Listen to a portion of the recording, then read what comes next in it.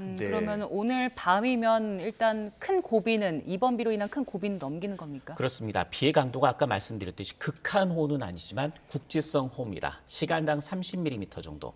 평상시라면 그렇게 큰 피해를 주진 않습니다. 네. 하지만 이미 굉장히 많은 비가 내렸고 토양이 포화 상태입니다. 예. 산사태와 축대 붕괴, 침수 피해 우려가 굉장히 높은 상태입니다. 네. 다행히 지금 정도 내리는 비라면 홍수특보가 강화되거나 홍수가 날 가능성은 좀 낮습니다. 예. 대신 산사태, 축대 붕괴, 침수 등의 위험이 일어날 수 있는 정도 위치죠. 특히 산사태와 도심 지역 축대 붕괴 우려가 굉장히 큽니다. 시간당 30mm 정도의 비가 지금 내린다고 하면 예. 한두 시간만 지속이 돼도 지반이 워낙 약한 상태이기 때문에 산사태가 날 가능성이 굉장히 높습니다. 위험성이 고조된 상태이기 때문에 그 부분을 집중적으로 감시해야 합니다. 네. 지금 보니까 기상청 홈페이지에 들어가서 봤더니 경상권은 내일 새벽까지, 제주도는 내일 오전까지도 큰 비가 올 수 있다 이렇게 써져 있네요. 제주도는 산간 지역이고요. 지형적인 영향이 있기 때문에 그렇습니다. 그리고 제주도는 아무리 많은 비가 와도 비가 빠른 속도로 빠져나가기 때문에 큰 피해를 주지는 않습니다.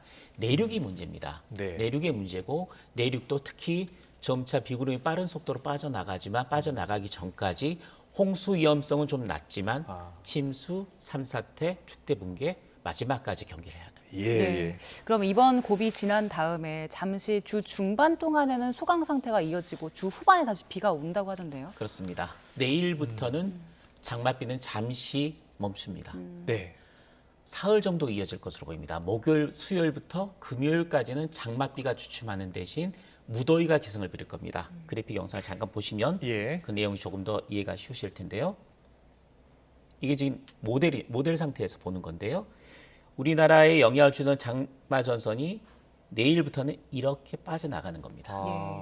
그런 상태에서 우리나라는 지금 대신 고기압의 영향권을 들기 때문에 서울 낮 기온이 33도까지 오르는 폭염, 무더위, 폭염특보가 아마 내려질 거고요. 내일 폭염특보가 내려진다고요? 그럴 가능성이 높습니다. 그리고 그게 금요일까지는 이어질 겁니다. 예. 그러니까 폭우 뒤에 다시 폭염이 나타나는 것인데 다만 폭우가 주춤하기 때문에 그 사이에 복구 작업 서둘러야 될 것 같고요. 네, 네. 또 위험해진 곳은 보강 작업 서둘러야 될 것 같습니다.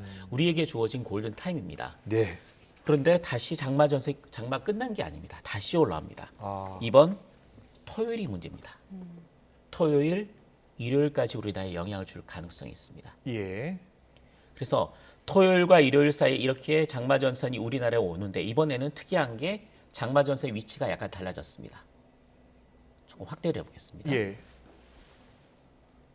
충청 이남이 아니라 중부지방입니다. 예. 그래서 이번 토요일, 일요일의 비는 충청이나 남부지방보다는 수도권, 서울을 포함한 수도권과 강원도 지역에 집중될 가능성이 상당히 높은 것으로 보이고 예. 강도는 이번 충청 남부지방의 비에 못지않게 굉장히 강할 겁니다.